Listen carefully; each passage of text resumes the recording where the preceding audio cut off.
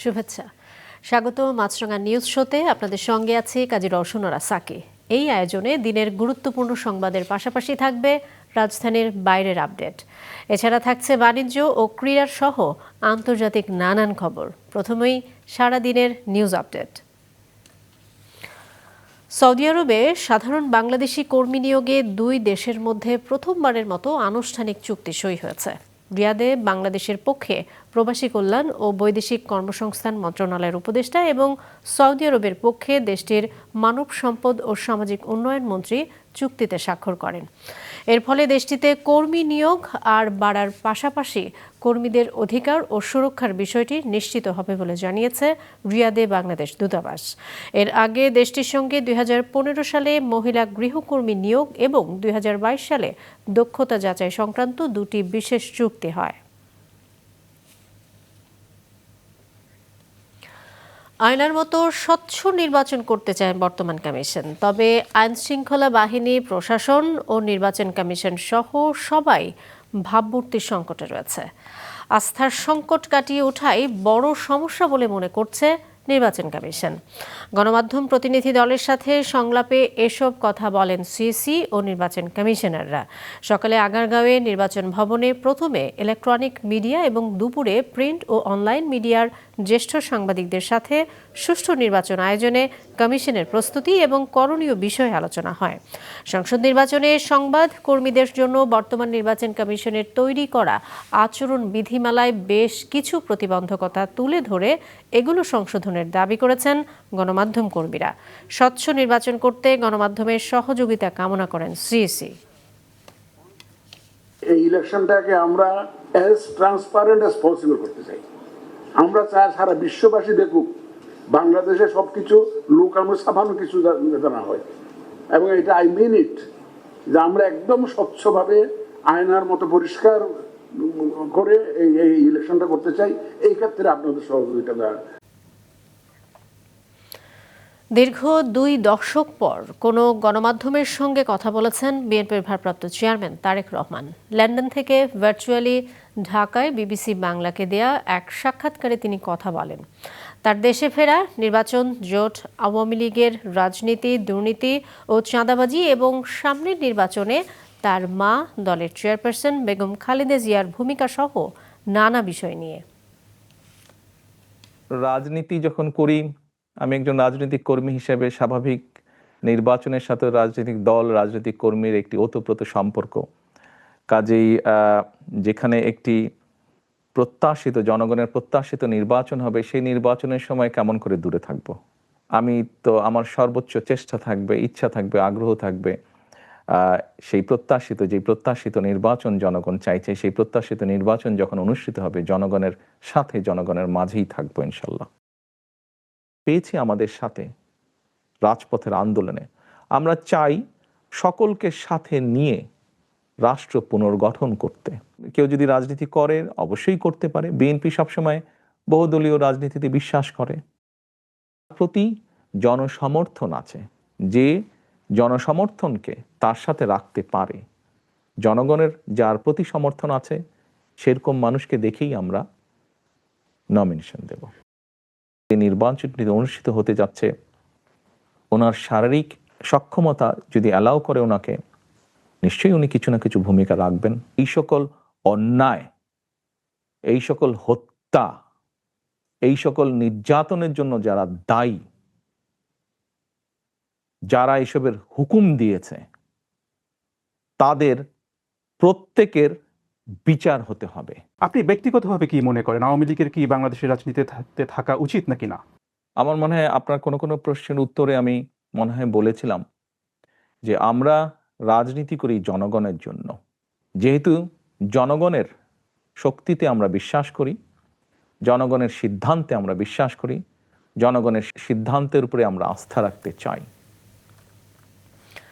24 জুলাই আগস্টে কুষ্টিয়ায় 6 জনকে হত্যার ঘটনায় মানবতাবিরোধী অপরাধের মামলায় আওয়ামী লীগের যুগ্ম সাধারণ সম্পাদক মাহবুবুল আলম হানিফ সহ 4 জনের বিরুদ্ধে অভিযোগ আমলে নিয়েছে ট্রাইব্যুনাল। তাদের বিরুদ্ধে গ্রেপ্তারি পরোয়ানা জারি করা হয়েছে। আন্তর্জাতিক অপরাধ ট্রাইব্যুনালের চিফ প্রসিকিউটর মোহাম্মদ তাজুল ইসলাম জানিয়েছেন, আসামিদের বিরুদ্ধে হত্যাসহ মোট 3টি অভিযোগ আনা হয়েছে। মামলার পরবর্তী শুনানি হবে 14 অক্টোবর। আলোচিত এই মামলার 4 আসামি পলাতক। গুমের কয়েকটি মামলার তদন্ত প্রতিবেদন পাওয়ার পর এ বিষয়ে চলতি সপ্তাহে আনুষ্ঠানিক বিচার কাজ শুরু হতে পারে বলেও জানিয়েছেন চিফ প্রসিকিউটর। এদিকে আন্তর্জাতিক অপরাধ ট্রাইব্যুনাল 1-এ আজ মানবতাবিরোধী অপরাধের অভিযোগে শেখ হাসিনা সহ 3 জনের বিরুদ্ধে সর্বশেষ সাক্ষীর জেরা হয়েছে।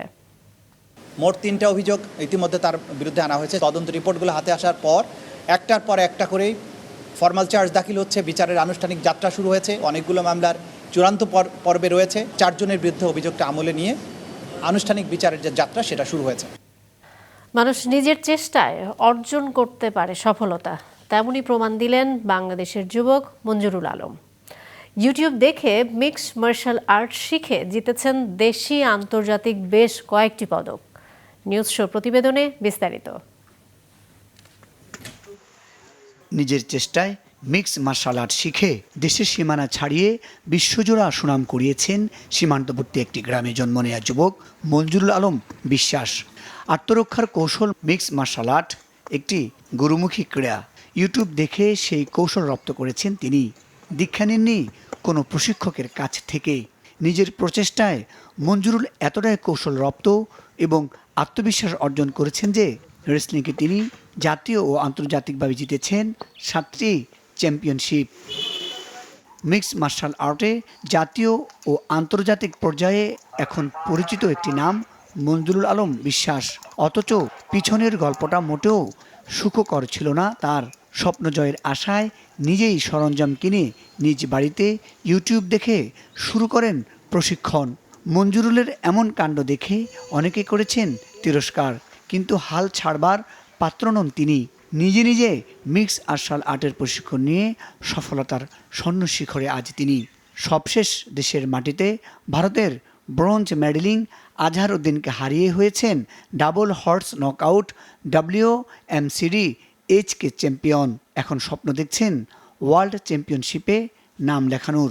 যখন আমি শুরু করি এটা তখন থেকেই পরিকল্পনাটা একটাই ছিল, সেটা হচ্ছে বিশ্ব চ্যাম্পিয়ন হওয়া। ওয়ান চ্যাম্পিয়নশিপ আর গ্লোবাল যে প্রমোশনগুলো আছে UFC এর ওয়ার্ল্ড চ্যাম্পিয়নশিপ টাইটেল নিজের জন্য এবং দেশের জন্য বয়ে নিয়ে আসা। আর এখনও পর্যন্ত স্বপ্ন এটাই আছে। তার ভবিষ্যৎ আরও উন্নত কামনা করি এবং সে বাংলাদেশ তথা মেহেরপুর এবং গাড়াবাড়ি গ্রামের মুখ উজ্জ্বল করবে। যখন দেখছে যে মঞ্জুরুল আলমের মাধ্যমে আমাদের দেশের নাম এবং আমাদের গ্রামের নাম বিভিন্ন জায়গায় ছড়ে পড়েছে, তখন আমরা এই খেলাটা নিয়ে এখন একটু গর্ববোধ করছি।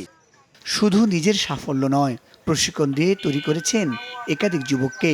তার প্রশিক্ষণে বন্ধু হুসাইন কবির ভারত ও দেশের মাটিতে জিতেছেন একাধিক স্বর্ণপদক।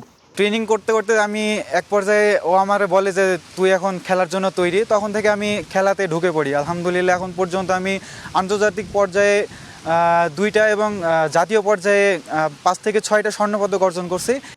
যারাই এতদিন তিরস্কার করেছেন আজ তারাই মঞ্জুরের সাফল্যে গর্বিত। ছেলের খেলা দেখে সবসময় আতঙ্কে থাকেন বাবা মা, তারপরও ছেলের এমন অর্জনে খুশি তারা। যতক্ষণ আমি অনুমতি না দিলাম ততক্ষণ আমার পা বেরিয়ে বসে থাকলো, আমি তোমাকে অনুমতি দিতেই হবে। আমি বাড়ি থেকে পালিয়ে গিয়ে তো আমি একা একা খেলতে পারবো, কিন্তু তোমার অনুমতি ছাড়া আমি সফল হবো না, তোমার দোয়া ছাড়া আমি সফল হবো। ওর ছেলে যেদের কারণে আমি অনুমতি দিই, যাও খেলো গা। আর লোকে বলতো আমার ছেলে পারবে না, আশা করি আমার ছেলে সে খেলা ফিরেছে। আশা করি আমার ছেলে আরও ভালো খেলার হোক। এখানেই থেমে থাকতে চান না মঞ্জুরুল আলম। ওয়ার্ল্ড চ্যাম্পিয়নশিপ হতে আরও অনেকবার দেশের পতাকা উড়াতে চান বিশ্ব পরিমণ্ডলেও। মুজাহিদ সাকিব, মাছরাঙ্গা নিউজ শো।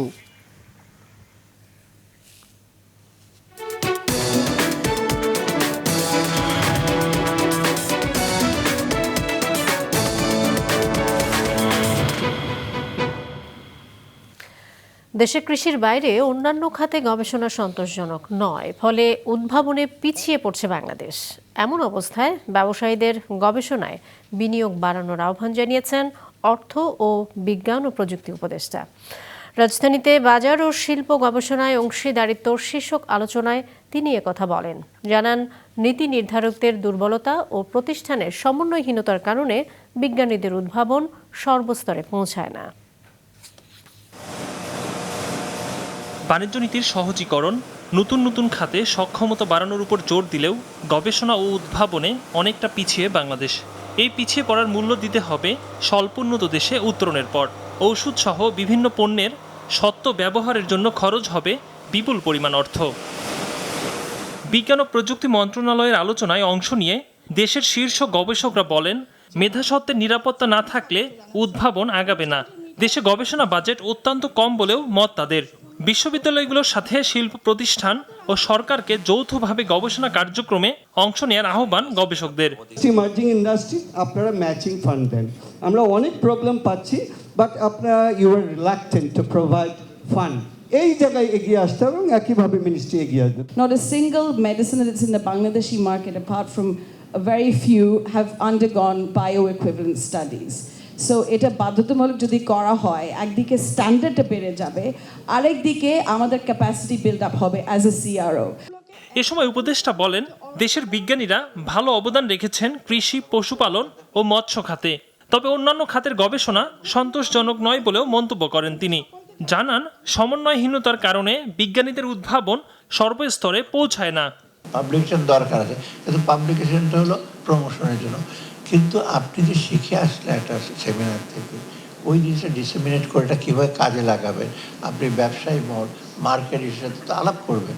তা না, খালি হলে আমি একটা পাবলিকেশন করবো, আর একটা পাবলিকেশন আবার যায়। এইটা আমি জানি না, আমি তো আর বন্ধ করতে পারলাম না এই trend. I wish I could stop that one. Research ঠিক আছে, কিন্তু ডেভেলপমেন্ট এটার জন্য কিন্তু আমার দরকার প্রাইভেট সেক্টর, তাদের সহযোগিতা দেবে। উদ্ভাবনের পরও তা বাজারে আনার অর্থ থাকে না, যার জন্য অনেক উদ্ভাবন হারিয়ে যায় বলেও উঠে আসে আলোচনায়। একরামুল ইসলাম খান, মাছরাঙ্গা নিউজ শো। বিদেশে পাচার হওয়া অর্থ দেশে ফেরাতে 12টি আন্তর্জাতিক প্রতিষ্ঠানের সঙ্গে চুক্তি করতে বাণিজ্যিক ব্যাংকগুলোকে নির্দেশ দিয়েছে বাংলাদেশ ব্যাংক। আজ গভর্নর আহসান এইচ মনসুরের সভাপতিত্বে এক বৈঠকে এ সিদ্ধান্ত হয়। বৈঠক শেষে ইসলামী ব্যাংকের এমডি ওমর ফারুক খান জানান, আন্তর্জাতিক ল ফার্ম ও অ্যাসেট রিকভারি প্রতিষ্ঠান বিদেশে থাকা অর্থ ফেরাতে আইনি ও প্রশাসনিক সহায়তা দেবে। সিআইডি ইতিমধ্যে 11টি শিল্পগোষ্ঠীর বিদেশে অর্থ পাচারের জন্য তথ্য শনাক্ত করেছে। কেন্দ্রীয় ব্যাংক জানায়, দ্রুত এনডিএ স্বাক্ষর করে অ্যাসেট রিকভারি প্রক্রিয়া শুরু করা হবে।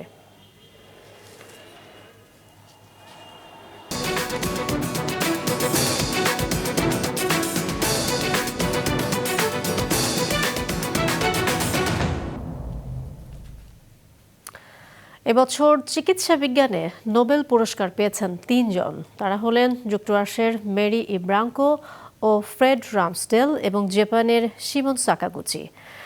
পেরিফেরাল ইমিউন টলারেন্স সংক্রান্ত তাদের যুগান্তকারী আবিষ্কারের স্বীকৃতিস্বরূপ সোমবার এই পুরস্কার ঘোষণা করে সুইডেনের কারোলিনস্কা ইনস্টিটিউট। নোবেল কমিটির বিবৃতিতে বলা হয়, এই 3 বিজ্ঞানীর আবিষ্কার শরীরের প্রতিরক্ষা ব্যবস্থার ভারসাম্য বোঝার নতুন পথ উন্মোচন করেছে। এতে ক্যান্সার ও অটোইমিউন রোগের চিকিৎসায় নতুন সম্ভাবনার দ্বার খুলেছে। চিকিৎসা বিজ্ঞানের নোবেল পুরস্কার প্রাপ্তরা পাবেন 1,10,00,000 সুইডিশ ক্রোনার বা 1,20,00,000 মার্কিন ডলার অর্থমূল্য ও একটি স্বর্ণপদক।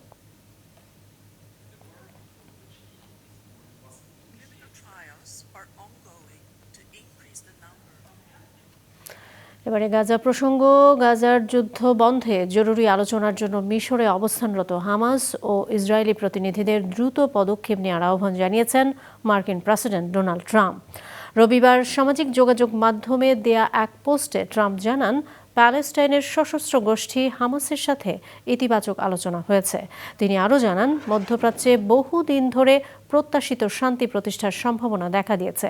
তবে হামাস অস্ত্র সমর্পণ করবে কিনা কিংবা উপত্যকার শাসন ব্যবস্থায় ভবিষ্যতে কোনো ভূমিকা পালন করবে কিনা এই বিষয়ে স্পষ্ট কিছু জানায়নি। এদিকে গাজায় জিম্মি সকল ইসরায়েলি দ্রুত মুক্তি পাবে বলে জানিয়েছেন মার্কিন প্রেসিডেন্ট ডোনাল্ড ট্রাম্প।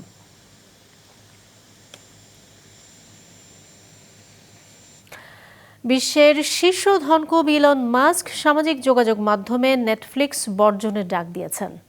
এতে সপ্তাহের ব্যবধানে নেটফ্লিক্সের শেয়ারের দাম প্রায় 5% কমেছে। টেসলা ও এক্সের মালিক ইলন মাস্ক সম্প্রতি সামাজিক যোগাযোগ মাধ্যমে নেটফ্লিক্স বয়কটের আহ্বান জানিয়েছেন। কারণ হিসেবে তিনি বলেছেন, নেটফ্লিক্স তাদের কন্টেন্টে রাজনৈতিকভাবে অতি সচেতন সংস্কৃতির প্রচার করছে, যা তার মতে সামাজিক বিভাজন তৈরি করছে। এক্সে দেওয়া এই পোস্টের সাথে যুক্ত করেছেন একটি ব্যঙ্গচিত্র, যেখানে দেখানো হয়েছে নেটফ্লিক্স একটি ট্রোজান হর্স, যার ভেতরে রয়েছে ট্রান্সজেন্ডার ও ওক এজেন্ডা। নেটফ্লিক্সের কন্টেন্ট শিশুদের উপর নেতিবাচক প্রভাব ফেলছে, এমনটাই অভিযোগ তার।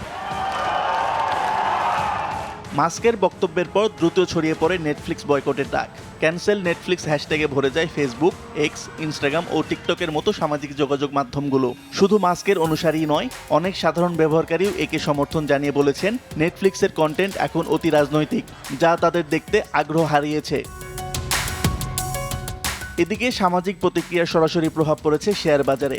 গেল সোমবার যেখানে এর শেয়ারের দাম ছিল $1220 কাছাকাছি, সেখানে শুক্রবার সপ্তাহের শেষ দিনে তা নেমে আসে 1100 ঘরে, যা এপ্রিলের পর সবচেয়ে বড় দরপতন।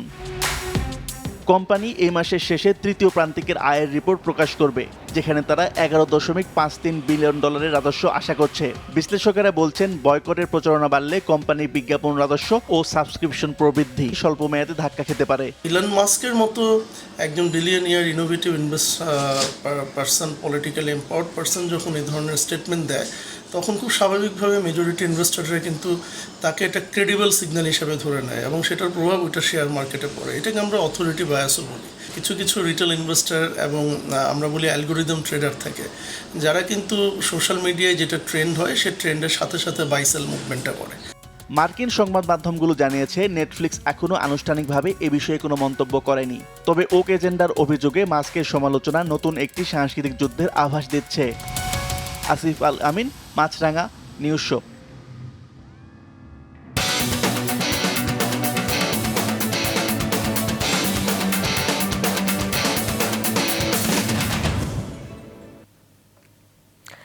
বিগ ব্যাশের দল হোবার্ট হেরিকেন্সে এবার খেলবেন বাংলাদেশের spinning allrounder Rishad Hossain. Coach Ricky পন্টিংয়ের তত্ত্বাবধানে নিজে যেমন অনেক কিছু শিখতে পারবেন, তেমনি বিশ্বের অন্যান্য ক্রিকেটারদের সান্নিধ্যে বিভিন্ন চ্যালেঞ্জের জন্য নিজেকে প্রস্তুত করতে পারবেন বলে অনলাইন এক সংবাদ সম্মেলনে জানিয়েছেন রিশাদ। বাংলাদেশ দলের হয়ে এখন আরব আমিরাত সফরে আছেন স্পিনিং অলরাউন্ডার রিশাদ হোসেন। সেখানে আফগানিস্তানের বিপক্ষে টি-20 সিরিজে 5 উইকেট নিয়েছেন তিনি। এর আগে এশিয়া কাপে 5 ম্যাচে নিয়েছেন 8 উইকেট। এই রিশাদ এবার দ্বিতীয়বারের মতো খেলবেন অস্ট্রেলিয়ার ফ্র্যাঞ্চাইজ টুর্নামেন্ট বিগ ব্যাশে। হোভার্ট হারিকেন্স তার দল গত আসরে প্রথম সুযোগ পেলেও জাতীয় দলের ব্যস্ততায় খেলতে পারেননি। এবারও বিপিএল হতে পারে বিগ ব্যাশের সময়ই, তবে অস্ট্রেলিয়ার আসরকেই বেছে নিয়েছেন রিশাদ। যে লেগ স্পিনার বাইরের যে লেগগুলো আছে এগুলা খেলতে পারলে আমার জন্য অনেক ভালো, এবং আমার বোলিং বলেন, আমার মাইন্ডসেট আপ বলেন, অনেক ইমপ্রুভ হওয়ার ইয়ে আছে। তো আমি চেষ্টা করতেছি যে সবার সাথে কথা বলছিলাম যে আমার কোনটা বেটার হবে, যে আমার সামনের ক্রিকেট ক্যারিয়ারের জন্য। আমি নিজেকে জিজ্ঞাসা করছি যে আমার সামনের দিকে এগোতে গেলে আমার কি কি করতে হবে। তো আমি চেষ্টা করতেছিলাম যে এরকম বড় একটা লিগ যদি খেলতে পারি আমার জন্য অনেক বেনিফিট। এবং আপনি যদি দেখেন যে এক একটা খেলায় এক মাঠে, যেগুলা মানে আমার ড্রিম মাঠ আর কি, তো আমার জন্য আর কি একটা বড় সুযোগ। এই জন্য এটা তো আমার জন্য অনেক এক্সাইটেড। আমার অনেক ফেভারিট প্লেয়ার, যার খেলা অনেকদিন দেখছি এবং অনেক ভালো লাগছে।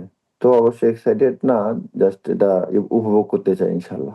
জাতীয় দলের হয়েও কার্যকরী ভূমিকা রাখা রিশাদ এবার নিজেকে প্রস্তুত রাখছেন আফগানিস্তানের বিপক্ষে ওয়ানডে সিরিজের জন্য। ওরা তো আপনি জানেন যে ওয়ার্ল্ড ক্লাস বোলারদের কাছে অনেকগুলো আছে। তো আমরা চেষ্টা করছি যে কিভাবে ম্যাচের আগে আর কি ওদের সাথে ওদের অ্যানালাইজ করার জন্য। তো আমরা আলহামদুলিল্লাহ সাকসেস হয়েছি। টি-20তে জাতীয় দলের হয়ে 50 ম্যাচে 61 উইকেট নিয়েছেন রিশাদ, আর অন্যান্য টি-20তে 91 ম্যাচে তার সংগ্রহ 99 উইকেট। শাকির রুবেন, মাছরাঙা, নিউজ শো। এই ছিল আজকের মতো। আমাদের পরবর্তী সংবাদ সন্ধ্যা 7টায় দেখার আমন্ত্রণ রইল।